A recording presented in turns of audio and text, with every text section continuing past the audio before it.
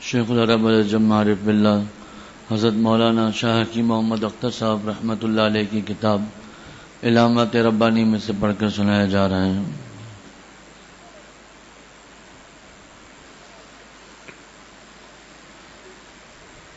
ارشاد فرمایا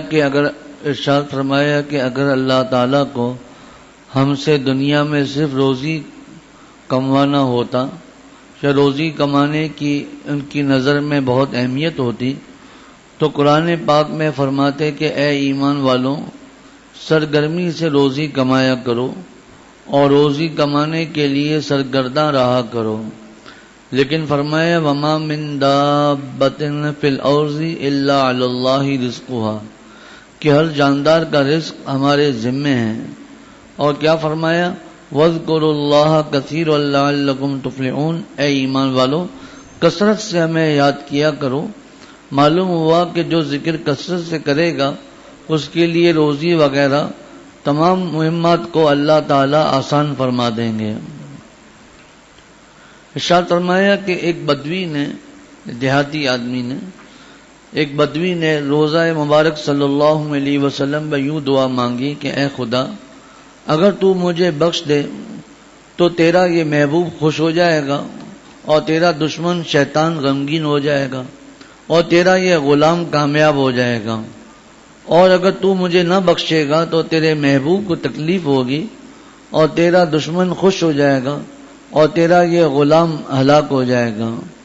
ایک بزرگ کہتے ہیں کہ اس وقت ہم مسجد نبوی میں تھے، کچھ اونگ آ گئی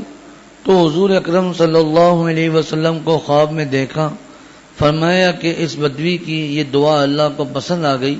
اور اللہ تعالیٰ نے اس کی مغفرت فرما دی۔ یہ دعا یہاں پر بھی کر سکتے ہیں، منع نہیں ہے کہ اے اللہ اگر آپ ہمیں معاف کر دیں گے اور ہمیں تقوی والا بنا دیں گے، نیکی کی طرف اللہ آپ کو راضی کرنے والے ہو جائیں گے تو آپ کے محبوب صلی اللہ علیہ وسلم خوش ہو جائیں گے اور شیطان غمگین ہو جائے گا اور تیرا یہ غلام کامیاب ہو جائے گا۔ یہاں پر بھی یہ دعا کر سکتے ہیں۔ ارشاد فرمایا کہ مدینہ شریف کے ایک بادشاہ نے ایک تابعی حضرت ابو حازم کو بلایا، حضرت ابو حازم رحمۃ اللہ علیہ کو بلایا۔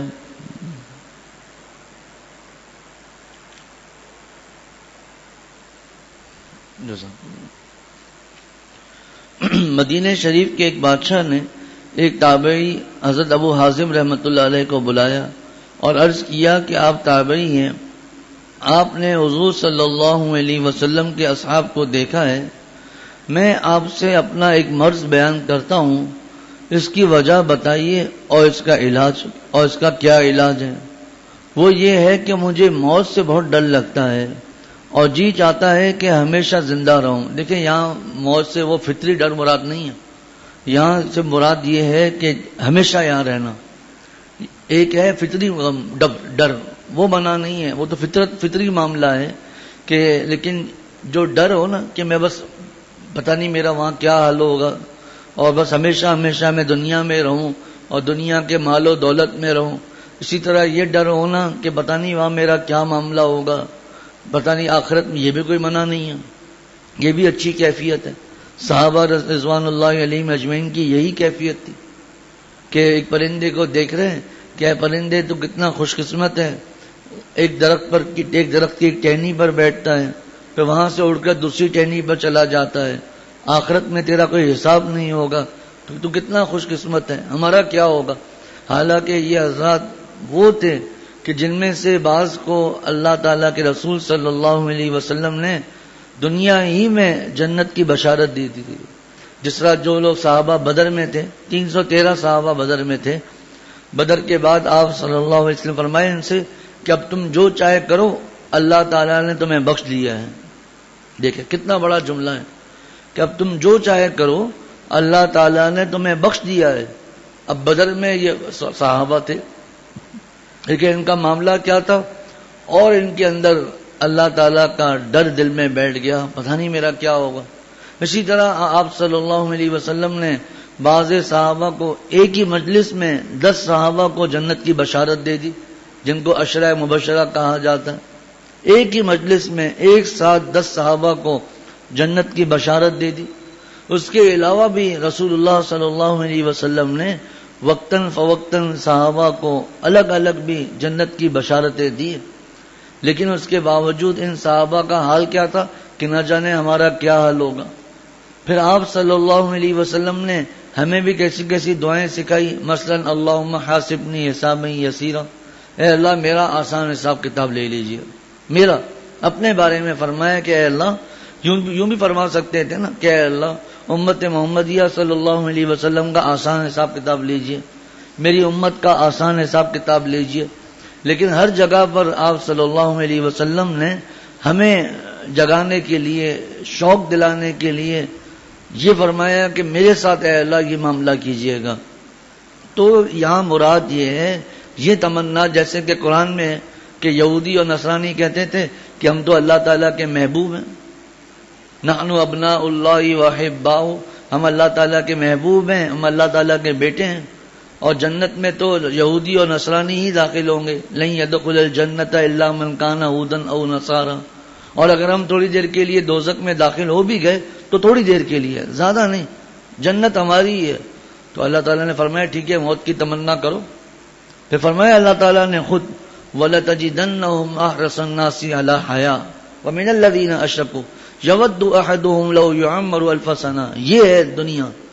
کہ یہ چاہتے تھے کہ ہمیں کبھی موت ہی نہ آئے اور ہمیں 1000 سال سے زیادہ عمر دی جائے تاکہ ہم دنیا میں ہی رہیں، اس کے مال و دولت میں ہی رہیں۔ جیسے کہ حدیث شریف میں آتا ہے الدنیا سجن المؤمن و جنت الکافر، کہ دنیا مومن کے لیے قید خانہ ہے، کافر کے لیے جنت ہے۔ کیا مطلب کہ مسلمان کے لیے دنیا قید خانہ ہے کہ قیدی اپنی مرضی سے سوتا نہیں، اپنی مرضی سے جاگتا نہیں، اپنی مرضی کا پہنتا نہیں، اپنی مرضی کا کھاتا نہیں، سب میں وہ جیل کے قوانین کا پابند ہے۔ اور کافروں کے لیے جنت ہے، نہ کوئی کھانے میں کوئی روک ٹوک، نہ کسی چیز میں۔ اچھا ایک جگہ میں نے پڑھا کہ ایک کافر تھا، وہ بالکل مریل جانور اس کے ساتھ جا رہا تھا، اور دوسری طرف آپ صلی اللہ علیہ وسلم کے نواسے حضرت حسن یا حضرت حسین، مجھے بھی نام یاد نہیں کون تھے ان میں سے، رضی اللہ تعالی عنہما، وہ ان کو اللہ تعالیٰ نے بہت مال سے نوازا ہوا تھا، بہترین کپڑے، بہترین سواری، اور یہ جو کافر تھا اس بالکل پھٹے پرانے کپڑے، غریب، جانور بھی ایسا ہی۔ تو اس نے حضرت حسن یا حضرت حسین رضی اللہ تعالیٰ عنہما میں سے کسی ایک سے عرض کیا کہ آپ کے جو نانا تھے یعنی آپ صلی اللہ علیہ وسلم، انہوں نے تو یہ فرمایا ہے کہ الدنیا سجن المومن، کہ دنیا مومن کے لیے قید خانہ ہے، وہ جنت الکافر، کافر کے لیے جنت ہے، لیکن یہاں معاملہ تو برعکس ہے، آپ کے لیے تو دنیا جنت لگی ہوئی ہے، اتنے زبردست کپڑے ایسے ٹھاٹ باٹ، اور میرے لیے دنیا دوزخ بنی ہوئی ہے، کھانا پینا کچھ نہیں، کپڑے آپ دیکھ رہے ہیں، سواری آپ دیکھ رہے ہیں۔ تو حضرت حسن یا حسین رضی اللہ تعالی عنہما نے کیا خوب جواب دیا، فرمایا کہ دیکھو بات یہ ہے کہ ہم مسلمانوں کا عقیدہ یہ ہے کہ انشاءاللہ تعالی ہمارے لیے جنت ہے، پھر جنت کے انعامات وغیرہ، تو اس کے مقابلے میں دنیا میں چاہے کسی مسلمان کو کتنے خزانے بھی مل جائیں تو یہ جنت کے مقابلے میں قید خانہ ہے، ٹھیک ہے۔ اور کافروں کے لیے قرآن اور حدیث میں یہ معاملہ ہے کہ یہ کافر ہمیشہ ہمیشہ جہنم میں رہیں گے، تو اس کے مقابلے میں دنیا میں کتنے بھی تنگ حالات آ جائیں تو یہ دنیا تو ان کے لیے جنت ہے۔ دیکھیں کہ مسلمان کے لیے کتنے بھی اس کو خزانوں کے انبار لگ جائیں، کھانا پینا، سواری، گھر، کپڑے، ساری چیز اعلیٰ سے اعلیٰ، اعلیٰ سے اعلیٰ ہو، لیکن بتائیے جنت کے مقابلے میں کوئی اس کی حیثیت ہے تو قید خانہ ہے۔ اور کافر کتنا بھی تنگی میں آ جائے، کتنی بھی بیماریوں میں آ جائے، کتنی بھی تکلیفوں میں آ جائے، آخرت کے مقابلے میں تو اس کے مزے ہی ہے، کیوں اس کے تو دوزخ ہے۔ تو یہاں پر جو یہ فرمایا کہ میں چاہتا ہوں کہ مجھے ڈر لگتا ہے، اس کا مطلب وہ ڈر نہیں جو شریعت میں مطلوب ہے، وہ تو ہر ایک کو آخرت کا خوف ہونا چاہیے کہ نہ جانے میرا کیا حال ہوگا، اللہ تعالیٰ سے امید بھی ہونی چاہیے کہ اللہ تعالیٰ میرا کام بنا دیں گے انشاءاللہ تعالیٰ، حضور صلی اللہ علیہ وسلم کا امتی ہوں۔ اللہ تعالیٰ کے نبی صلی اللہ علیہ وسلم فرمائے شفاعتی لأہل الکبائر من امتی، مدینہ شریف میں جب سلام پیش کرنے جاتے ہیں اس سے پہلے الٹے ہاتھ میں حدیث شریف لکھی ہوئی ہے شفاعتی لأہل الکبائر من امتی، کیا پیاری حدیث ہے، کیسی اس میں امیدیں وابستہ ہیں، کیسا ہمیں آپ صلی اللہ علیہ وسلم نے اپنی محبت دلائی ہے کہ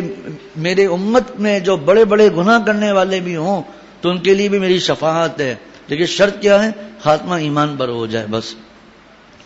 تو فرمایا کہ حضرت ابو حازم رضی رحمۃ اللہ علیہ سے بادشاہ نے کہا کہ مجھے یہ بتائیے کہ مجھے موت سے بہت ڈر لگتا ہے، اصل بات یہ ہے، اور جی چاہتا ہے کہ میں ہمیشہ زندہ رہوں۔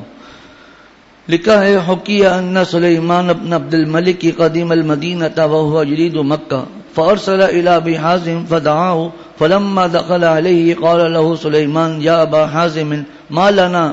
نکرہ الموت فقال لأنکم خربتم آخرتکم وعمرتم دنیاکم فکرہتم ان تنتقلوا من العمران الى الخراب۔ حضرت ابو حازم تابعی رحمۃ اللہ علیہ نے ایسی عجیب و غریب نصیحت فرمایا کہ کیونکہ تم نے آخرت کو تباہ کر رکھا ہے۔ اس زمانے کے بادشاہ بھی ایسے تھے جو علماء کی بات سنتے تھے، اور علماء بھی ایسے تھے جو صاف صاف جو بات تھی وہ بتا دی۔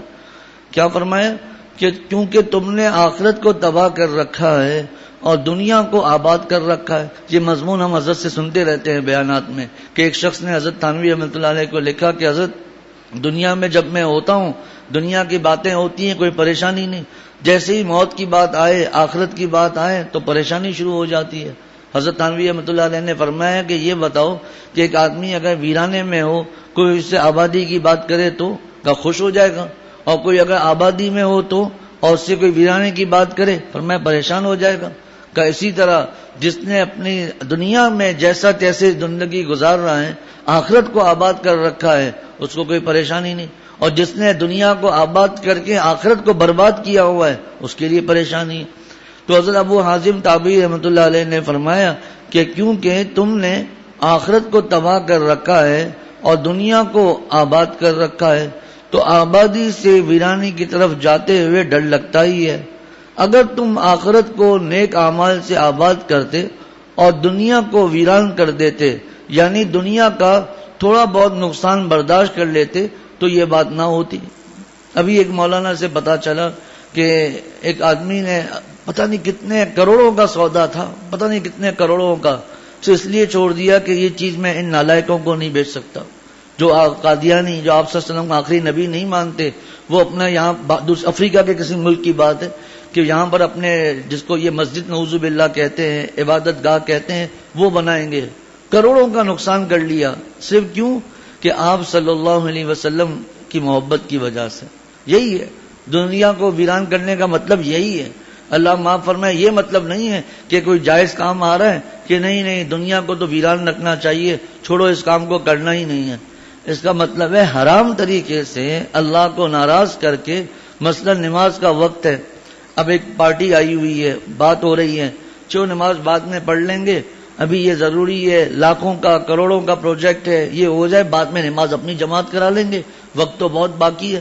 یا بعد میں نماز پڑھ لیں گے، یا نماز کو قضا کر لیا۔ اب یہ ہے آخرت کو ویران کرنا،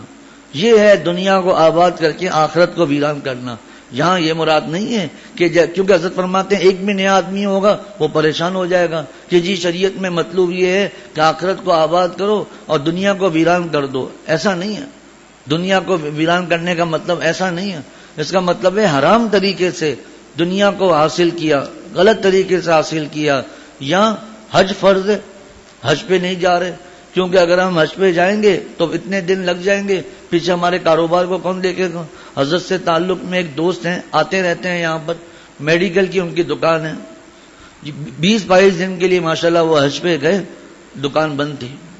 تو کیا اللہ تعالیٰ ایسوں کو محروم کر دیں گے؟ مجھے بتائیے، آسان بات ہے، مین روڈ کی دکان 20-22 دن مسلسل دکان بند رکھنا۔ اب ظاہری طور پر تو یہ ہے، ظاہری طور پر تو دنیا کو انہوں نے ویران کر دیا نا، ظاہری بات ہے کسٹمر ٹوٹ گئے، دوسری جگہ چلے جائیں گے، ظاہری طور پر تو دکان دنیا کو ویران کرنا ہے، بس یہی مراد ہے کہ اللہ تعالیٰ کو راضی کرنا ہے۔ جہاں یہ نہیں ہے کہ کام آ رہا ہے، نہیں جتنا کام آ رہا ہے اتنا صحیح ہے، زیادہ کریں گے تو دنیا آباد ہو جائے گی۔ یہ بزرگوں سے پوچھنا پڑے گا، علماء سے پوچھنا پڑے گا، اپنے شیخ سے پوچھنا پڑے گا۔ جیسے ایک صاحب ہمارے شیخ عارف باللہ حضرت مولانا شاہ حکیم محمد اختر صاحب رحمۃ اللہ علیہ کے پاس آئے اور کہا حضرت میں چاہتا ہوں کہ میری دوسری فیکٹری لگ جائے۔ تو حضرت والا نے بہت پیارے انداز سے نصیحت فرمایا اگر تم زیادہ کمانے لگو گے، اگر تم زیادہ کمانے لگو گے تو میرے پاس کم آنے لگو گے، یعنی اگر زیادہ کی فکر کرو گے تو میرے پاس کم آؤ گے، یعنی اب بیانات میں کم آؤ گے، تقوی کی فکر کم ہو جائے گی، گناہوں میں چلتے چلے جائیں گے۔ تو یہ بعض چیزیں ایسی ہوتی ہیں کہ جب تک علماء سے بات نہ سمجھی جائے تب تک وہ آدمی پریشان ہی رہتا ہے۔ اب تابعی کی نصیحت ہے، اب اس پر عمل کیوں نہ کریں؟ اب جب علماء سے پوچھیں گے وہ اس مضمون کو سمجھا دیں گے کہ دنیا کو ویران کرنا، دنیا کا نقصان برداشت کر لینا کیا ہے۔ تو حضرت ابو حازم رحمۃ اللہ علیہ نے فرمایا کہ کیونکہ تم نے آخرت کو تباہ کر رکھا ہے اور دنیا کو آباد کر رکھا ہے تو آبادی سے ویرانے کی طرف جاتے ہوئے ڈر لگتا ہی ہے۔ اگر تم آخرت کو نیک اعمال سے آباد کرتے اور دنیا کو ویران کر دیتے، یعنی دنیا کا تھوڑا بہت نقصان برداشت کر لیتے تو یہ بات نہ ہوتی، بلکہ اس کے برعکس موت کی تمنا کرتے اور آخرت کا شوق دل پر غالب ہوتا۔ اللہ تعالیٰ ہم سب کو عمل کی، اب موت کی تمنا کا مطلب یہ تھوڑی ہے کاش میں مر جاؤں، کاش میں مر جاؤں، یہ تو صحیح نہیں ہے کہ موت کی تمنا کرنا۔ موت کی تمنا کا مطلب یہ ہے کہ ہر وقت ہماری فائل ریڈی ہو۔ اگر کوئی باس ہے، مالک ہے، وہ یہ کہے کہ میں کسی وقت بھی آپ سے جو آپ کے ذمہ کام دیا ہوا ہے وہ میں آپ سے منگوا سکتا ہوں، کام مکمل ہے یا نہیں ہے، تو بتائیے وہ اپنے کام کو ہر وقت، عقل مند جو ملازم ہوگا وہ ہر وقت اپنی فائل کو تیار رکھے گا یا نہیں؟ اسی طرح یہاں پر ہے کہ جو عقل مند بندہ ہوگا وہ بھی ہر وقت موت کے لیے تیار رہے گا، یعنی اس کو ہر چیز، وصیت کے معاملات پورے، کسی کے ساتھ لین دین کا معاملہ ہے لکھا ہوا ہو، نماز کا، روزے کا، زکوٰۃ کا، حج کے جتنے معاملات ہوں وہ سب لکھے ہوئے ہوں، نماز تو قضا نہیں ہے، روزے تو قضا نہیں ہے، زکوٰۃ تو نہیں رہتی ہے، کسی کو مال دینا، پیسے دینا، قرضہ تو نہیں دینا، بس یہ چیز ہے۔ اللہ تعالیٰ اس کو حضرت والا سے سنا، آپ صلی اللہ علیہ وسلم نے فرمایا والاستعداد للموت قبل نزوله، کہ موت آنے سے پہلے موت کی تیاری کر لیں۔ اللہ تعالیٰ ہم سب کو عمل کی توفیق عطا فرمائے۔